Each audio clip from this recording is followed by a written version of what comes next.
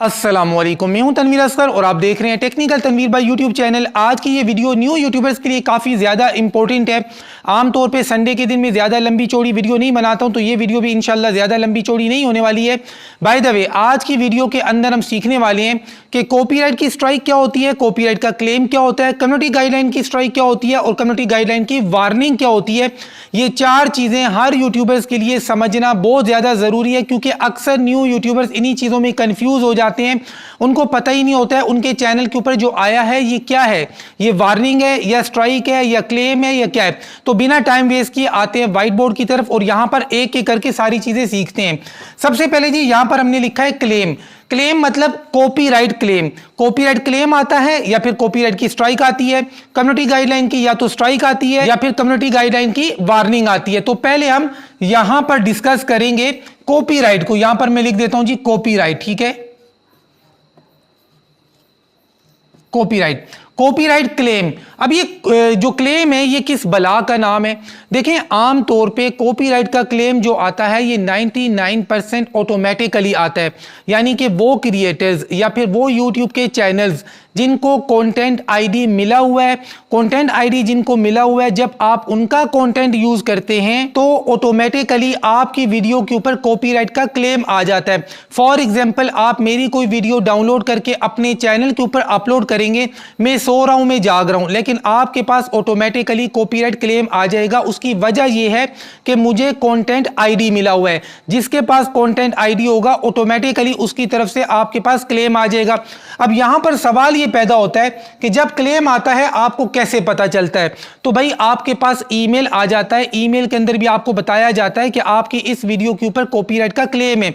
दूसरे नंबर पे अगर आप अपना स्टूडियो ओपन करते हैं और अपनी वीडियोस में जाते हैं तो वहां पर रिस्ट्रिक्शंस के नीचे भी आपको लिखा हुआ नजर आ जाता है, आपको बताया जाता है वीडियोस के अंदर भी कि आपकी इस वीडियो के ऊपर कॉपीराइट का क्लेम आया हुआ है। अब आगे बात करते हैं जी इसके नुकसानात क्या कुछ हैं या नहीं है। क्या मेरी वीडियो के ऊपर कॉपीराइट क्लेम आया हुआ है तो मेरा चैनल मोनिटाइज होगा या नहीं होगा।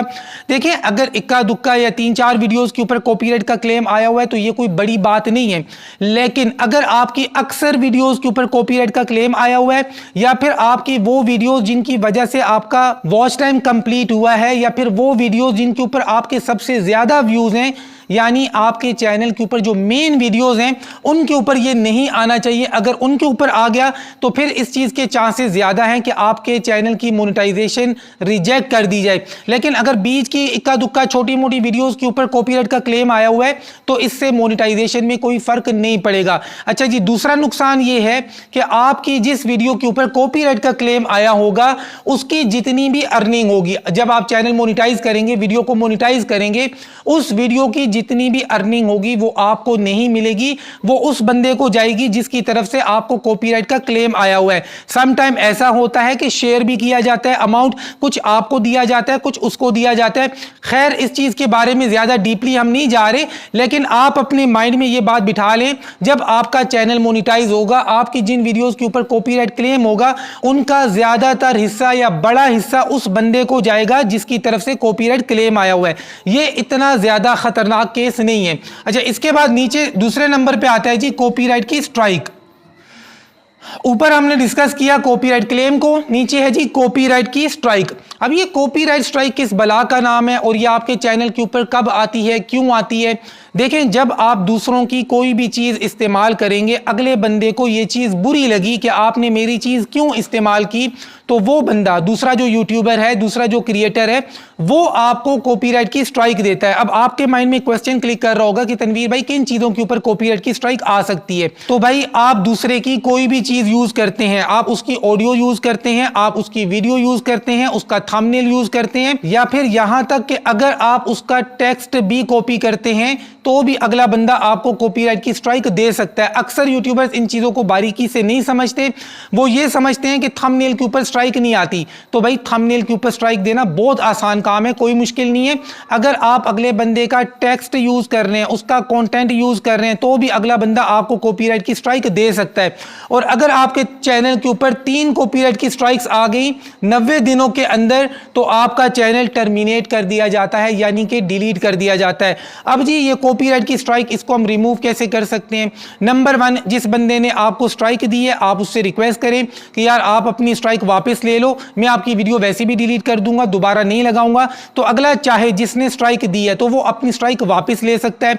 सेकंड नंबर पे 90 दिनों के बाद, जैसा मैंने आपको बताया 90 दिनों के बाद ये ऑटोमेटिकली भी एक्सपायर हो जाती है। सम टाइम आपको कॉपीराइट स्कूल भी करना पड़ता है। तीसरे नंबर पे अगर आपके पास कॉपीराइट की जो स्ट्राइक आई है ये फेक आई है, गलत आई है, तो ऐसी सूरत में आप काउंटर कर सकते हैं। काउंटर का फॉर्म होता है, जिस वीडियो के ऊपर आपको स्ट्राइक मिली है उसी वीडियो के ऊपर काउंटर का ऑप्शन होता है। काउंटर का बाकायदा एक फॉर्म होता है, आपने वो फिलअप करके सबमिट करना है। उसके बाद अगले बंदे को जिसने आपको फेक स्ट्राइक दी है 10 से 14 दिन दिए जाते हैं कि भाई आप प्रूव करो कि अगले बंदे ने आपका कंटेंट यूज किया है। अगर वो प्रूव कर लेता है तो वेल एंड गुड, अगर वो नहीं कर सकता तो आपकी ये जो स्ट्राइक है ये खत्म कर दी जाती है, रिमूव कर दी जाती है। अब आते हैं जी कम्युनिटी गाइडलाइन की तरफ। लेकिन कम्युनिटी गाइडलाइंस की तरफ आने से पहले यहां पर एक बड़ी इंपॉर्टेंट बात मेरे माइंड में आई है, आपके साथ मैं शेयर करना चाहता हूं।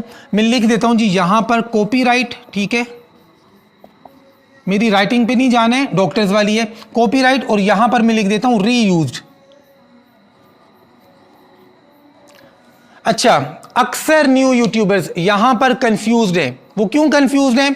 वो ये कहते हैं कि तनवीर भाई हमने फलां बंदे की ऑडियो यूज कर ली, फलां बंदे की वीडियो यूज कर ली, फलां बंदे का कंटेंट यूज कर लिया, लेकिन उस बंदे ने हमें कॉपीराइट की स्ट्राइक जो है वो नहीं दी है, इसका मतलब है सारा कुछ ठीक है, ओके है। तो भाई सारा कुछ ठीक है, ओके है? नहीं, गलत है। देखें, अगर वो बंदा आपको स्ट्राइक नहीं दे रहा, कॉपीराइट की स्ट्राइक नहीं दे रहा, आप उसकी चीजें बार बार री अपलोड कर रहे हैं अपने चैनल के ऊपर, तो ये जो यूट्यूब की दूसरी पॉलिसी है रीयूज्ड कंटेंट, इसमें आप फंस जाएंगे। अक्सर न्यू यूट्यूबर्स के माइंड में ये बात होती है कि अगर मैं दूसरे की वीडियो, ऑडियो, कोई भी चीज यूज कर लेता हूं, मेरे पास क्लेम नहीं आता, मेरे पास स्ट्राइक नहीं आती, तो इसका मतलब है मेरी बचत हो गई है।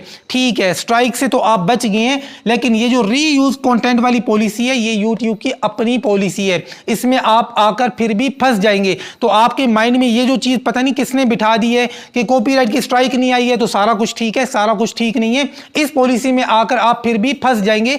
इसलिए दूसरों का कंटेंट यूज ना किया करें। अब आते हैं जी कम्युनिटी गाइडलाइंस की तरफ।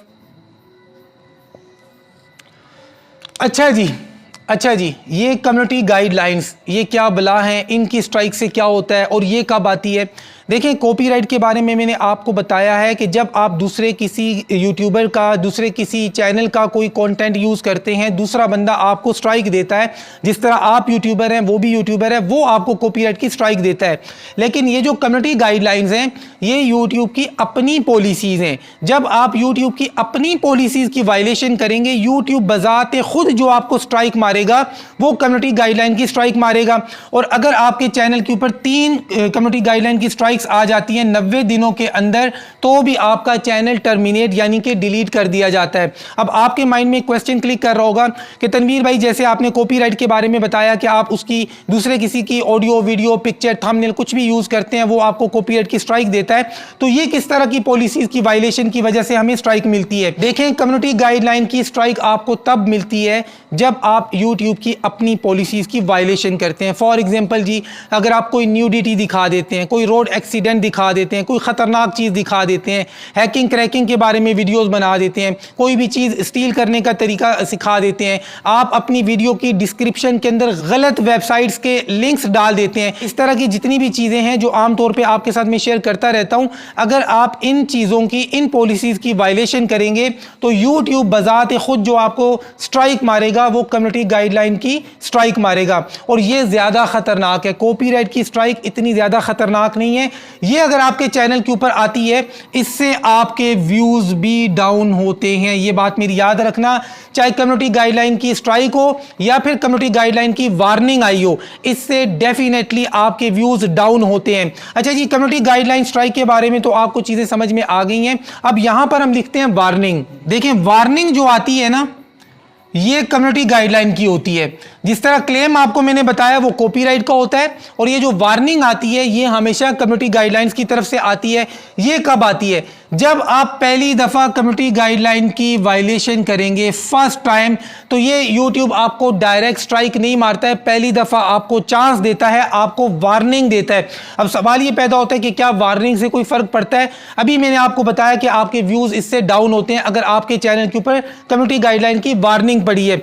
दूसरे नंबर पे सम टाइम ऐसा होता है कि अगर आप कम्युनिटी गाइडलाइन की पॉलिसीज की कोई सवेयर वायलेशन कर देते हैं किसी एक वीडियो में और आपके चैनल के ऊपर वार्निंग आ जाती है, तो आपकी मोनेटाइजेशन हमेशा हमेशा के लिए बंद कर दी जाती है, डिसेबल कर दी जाती है। लेकिन इसका यह मतलब भी नहीं है कि अगर आपके चैनल के ऊपर वार्निंग आ गई है तो आपकी मोनेटाइजेशन हमेशा के लिए बंद की गई है। मैंने आपको बताया कि रेयर केसेस ऐसे होते हैं जब आप कोई बड़ी वायलेशन करते हैं। अब जी आपको कैसे पता चलेगा कि आपकी मोनेटाइजेशन हमेशा के लिए बंद हुई है या नहीं हुई है? वार्निंग आने से आपने जाना है स्टूडियो में और अर्न सेक्शन में जाना है। अर्न के ऊपर यानी वो जो डॉलर बना होता है उसके ऊपर क्लिक करना है।